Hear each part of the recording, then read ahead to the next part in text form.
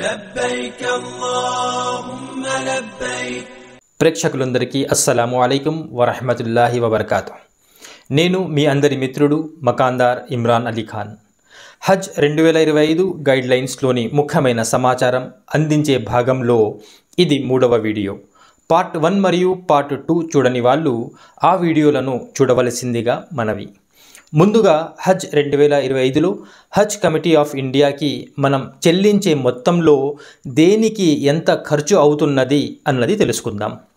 మక్కా యందు 30 రోజుల అకామిడేషన్కు గాను 2250 రియాల్స్ మరియు మదీనా యందు 10 రోజుల అకామిడేషన్కు గాను 1200 రియాల్స్ ఛార్జ్ చేస్తున్నారు. అజీజియా బిల్డింగ్స్ల నుండి హరం షరీఫ్కు వెళ్ళడం కోసం బస్ ట్రాన్స్పోర్ట్కు గాను 250 రియాల్స్ ఛార్జ్ చేస్తున్నారు. అలానే ముందుగా ఎయిర్పోర్ట్ నుండి అజీజియా రూములకు వెళ్ళడం కోసం మరియు చివరలో రూముల నుండి ఎయిర్పోర్ట్కు వెళ్ళడం కోసం బస్ ట్రాన్స్పోర్ట్కు గాను 995 రియాల్స్ పే చేస్తున్నాము. అలానే మెట్రో ట్రైన్ను యూజ్ చేస్తున్నందుకు గాను 350 రియాల్స్, వీసా ఫీజ్కి గాను 300 రియాల్స్ ఛార్జ్ చేస్తున్నారు.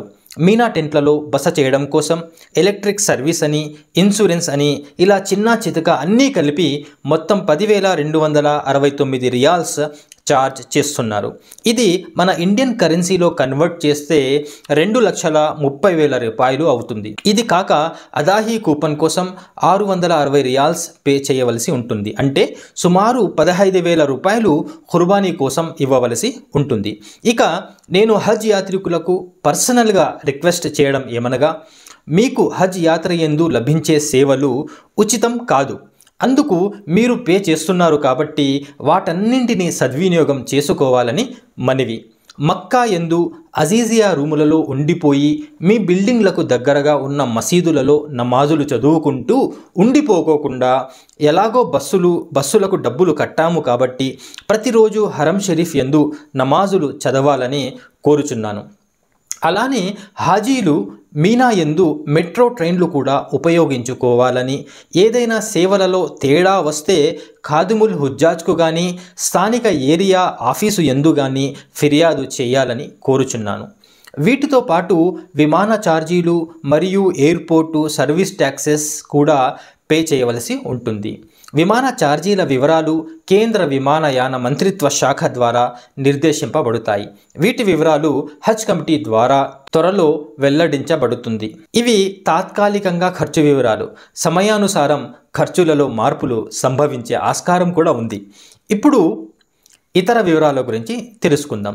ఎవరైతే హజ్ కోసం ఎంపిక అవుతారో వారు హజ్ అప్లికేషన్ ఫామ్ను డౌన్లోడ్ చేసి అందులో సెల్ఫ్ అటెస్టేషన్ చేసి సోలమన్ డిక్లరేషన్ ఫామ్ను నింపి మెడికల్ స్క్రీనింగ్ అండ్ ఫిట్నెస్ సర్టిఫికేట్తో పాటు హజ్ అడ్వాన్స్ మొత్తం చెల్లించిన ఒరిజినల్ బ్యాంక్ రిసిప్ట్ లేక ఆన్లైన్ ద్వారా పేమెంట్ చేసి ఉంటే దాని యొక్క రిసిప్ట్, ఒరిజినల్ పాస్పోర్ట్, ఒక self attested passport xerox copy మరియు ఒక పాస్పోర్ట్ సైజ్ ఫోటోను స్థానిక స్టేట్ హజ్ కమిటీ ఆఫీసు యందు కానీ లేక మీ ప్రాంతంలో ఉన్న హజ్ వాలంటీర్స్కి అందజేయాలి. ఖుర్రా యందు సీట్ అలాట్మెంట్ ప్రియారిటీ ఎలా ఉంటుందో తెలుసుకుందాం. ముందుగా 65 సంవత్సరాలు లేక అంతకంటే ఎక్కువ వయస్సు ఉన్న వారికి మొదటి ప్రాధాన్యత ఇవ్వబడుతుంది. ఆ తరువాత 45 సంవత్సరాల నుండి 65 సంవత్సరాల మధ్య వయసు గల లేడీస్ వితౌట్ మెహరంలకు ప్రాధాన్యత ఇవ్వబడుతుంది. ఆ తరువాత జనరల్ కేటగిరీ కింద అందరూ వర్తిస్తారు. ఇక హజ్ కమిటీ ఆఫ్ ఇండియాకి డబ్బులు చెల్లించిన తరువాత ఏ కారణాలచే హజ్ యాత్రను క్యాన్సిల్ చేయవచ్చు లేదా రీఫండ్ తీసుకోవచ్చు అన్నది తెలుసుకుందాం. హజ్ అప్లికేషన్లోని సంబంధిత వ్యక్తి మరణం లేదా తీవ్రమైన అనారోగ్య కారణంగా మాత్రమే రద్దు చేయడం అనుమతించబడుతుంది. ఏదైనా ఇతర కారణాలపై రద్దు చేసినట్లయితే హజ్ కమిటీ ఆఫ్ ఇండియా ద్వారా జరిమానా విధించబడుతుంది. మరణం లేదా తీవ్రమైన అనారోగ్య కారణం వల్ల ఎవరైనా అప్లికేషన్ను రద్దు చేసిన సందర్భంలో వారు డిపాజిట్ చేసిన మొత్తాన్ని 1 నెల వ్యవధిలోగా తిరిగి చెల్లిస్తారు. ఖుర్రా యందు ఎన్నికైన యాత్రికులు పేమెంట్ను ఎలా చేయాలి అన్నది తెలుసుకుందాం. ముందుగా ఎన్నికైన యాత్రికులు హజ్ కమిటీ ఆఫ్ ఇండియా ద్వారా ఒక బ్యాంక్ రెఫరెన్స్ నంబర్ను కేటాయించడం జరుగుతుంది. ఆ నంబర్ను ఉపయోగించి స్టేట్ బ్యాంక్ ఆఫ్ ఇండియా కానీ యూనియన్ బ్యాంక్ ఆఫ్ ఇండియాలో కానీ డబ్బులు జమ చేయవలసి ఉంటుంది. ఆన్లైన్ ద్వారా చెల్లించాలనుకునే యాత్రికులు hajcommittee.gov.in వెబ్సైట్లో తమ కవర్ నంబర్ ద్వారా లాగిన్ అయ్యి credit card, debit card, net banking లేదా యూపీఐ ద్వారా చెల్లించవచ్చు. స్టేట్ బ్యాంక్ ఆఫ్ ఇండియా లేక యూనియన్ బ్యాంక్ ఆఫ్ ఇండియా ద్వారా డబ్బులు చెల్లించాలనుకునే యాత్రికులు పే ఇన్ స్లిప్ని Haj committee of India website ద్వారా కానీ లేక హజ్ సువిధ యాప్ ద్వారా కానీ డౌన్లోడ్ చేసుకోవాలి. హజ్ యాత్రికులు మొదటి హజ్ అడ్వాన్స్ అమౌంట్ 1,30,300 రూపాయలు చెల్లించాలి.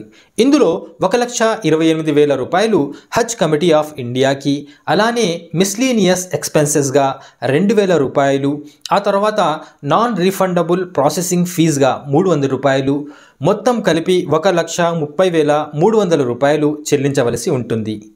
ఇది అడ్వాన్స్ అమౌంట్ కాగా మిగిలిన బ్యాలెన్స్లో మొదటి ఇన్స్టాల్మెంట్గా 1,42,000 రూపాయలు చెల్లించవలసి ఉంటుంది. ఇక మూడవ ఇన్స్టాల్మెంట్ ఫ్లైట్ ఛార్జెస్పై డిపెండ్ అయి ఉంటుంది. ఇది ఎంత అన్నది నిర్ణీత సమయంలో హజ్ కమిటీ ఆఫ్ ఇండియా ద్వారా తెలియజేయబడుతుంది. ఇప్పుడు మక్కా మరియు మదీనా యందు అకామిడేషన్ ఫెసిలిటీస్ ఎలా ఉంటాయి అన్నది తెలుసుకుందాం. మక్కా మరియు మదీనాలలో గదుల కేటాయింపులు కంప్యూటర్ సిస్టమ్ ద్వారా నిర్ణయించబడతాయి.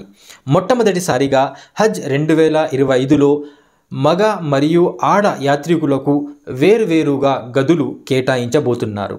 ఒక కవర్లోని లేడీస్ మరియు జెంట్స్ యాత్రికులు ఒకే బిల్డింగులో కల్పించేందుకు కృషి చేస్తున్నారు.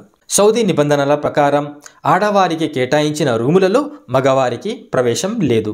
మక్కా యందు అజీజియా బిల్డింగ్స్లలో మనం చేరకముందే మన రూములపై మన పేర్లు రాసి ఉంటాయి. ఒక్క రూములో సుమారు 4 నుంచి 7 మంది వరకు కేటాయిస్తారు. మక్కా యందు కేటాయించే ప్రతి రూములో బాత్రూమ్ సౌకర్యం ఉంటుంది. కొన్ని సందర్భాలలో 2 రూములకు కలిపి ఒక బాత్రూమ్ ఉంటుంది.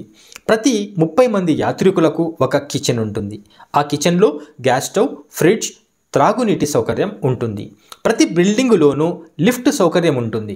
ప్రతి రూములోనూ ఏసీ ఉంటుంది.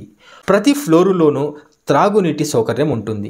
బిల్డింగ్ యందు ఏవైనా అసౌకర్యాలు అనగా ఏసీ పనిచేయకపోయినా, లిఫ్ట్ పనిచేయకపోయినా, ఎలక్ట్రిసిటీ ప్రాబ్లం, ప్లంబింగ్ ప్రాబ్లం, ఇతర ఏ బిల్డింగ్ సమస్య ఉన్నా ఆ బిల్డింగ్లోని కౌంటర్ యందు ఫిర్యాదు చేయాలి. సమస్య పరిష్కారం కాని ఎడల రిసెప్షన్ దగ్గర ఉన్న కంప్లైంట్ నంబరుకు కాల్ చేసి ఫిర్యాదు చేయాలి. అలా చేస్తే సౌదీ అధికారులు వెంటనే స్పందించి సమస్యను పరిష్కారం చేస్తారు. అలానే ప్రతి బాత్రూంలోనూ గీజర్ సౌకర్యం ఉంటుంది. ప్రతి ఫ్లోర్లోనూ వైఫై, ఇంటర్నెట్ సౌకర్యం ఉంటుంది.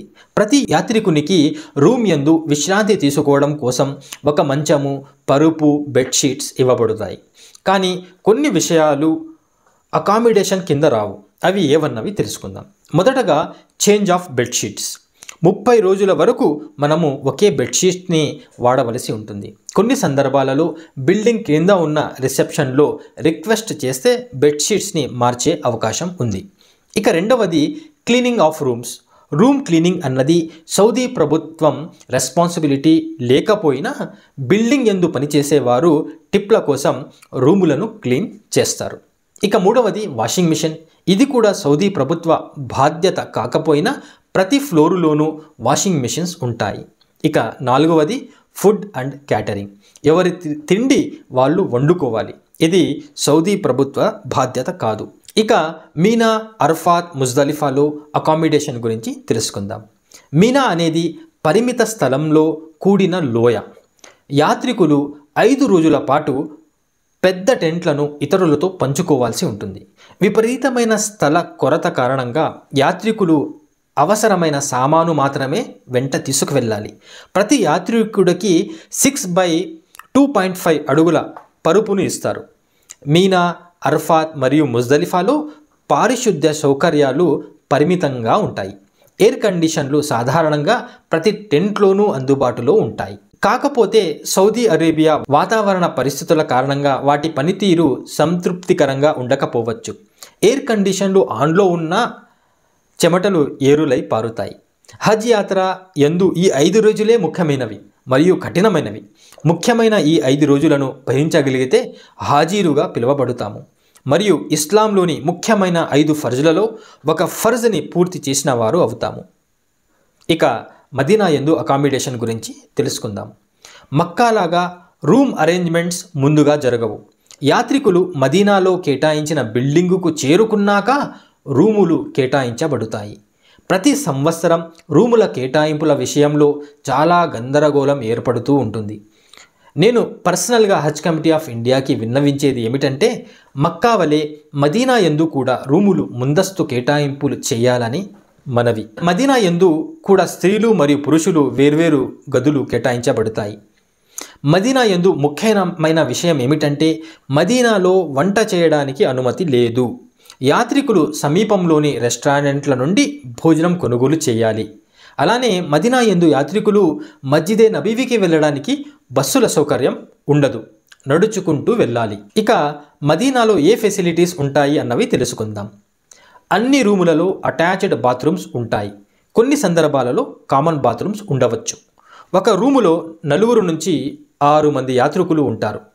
మదీనాకు వచ్చే యాత్రికులకు రిఫ్రెష్మెంట్ కిట్స్ అనగా తోఫా బ్యాగ్ అందజేస్తారు. ఇందులో ఖర్జూరాలు, biscuits, tea bag, sugar, juice వంటివి ఉంటాయి. ప్రతి బిల్డింగులోనూ లిఫ్ట్ సౌకర్యం ఉంటుంది. ప్రతి ఫ్లోర్లోనూ మంచినీటి సౌకర్యం ఉంటుంది. ప్రతి రూములోనూ ఏసీ సౌకర్యం ఉంటుంది. ఏదైనా సమస్య ఉంటే హోటల్ యాజమాన్యానికి సంప్రదించాలి. పరిష్కారం కాని పక్షంలో స్థానిక ఏరియా ఆఫీసు యందు ఫిర్యాదు చేయాలి. ప్రతి రూములోనూ రిఫ్రిజిరేటర్ మరియు గీజర్ సౌకర్యం ఉంటుంది. ప్రతి ఫ్లోర్లోనూ వైఫై సౌకర్యం ఉంటుంది. ఇవి ఈనాటి వీడియోలోని ముఖ్యాంశాలు. మరిన్ని వివరాలతో పార్ట్ 4లో కలుసుకుందాం. అంతవరకు సెలవు. అల్లా హాఫీజ్.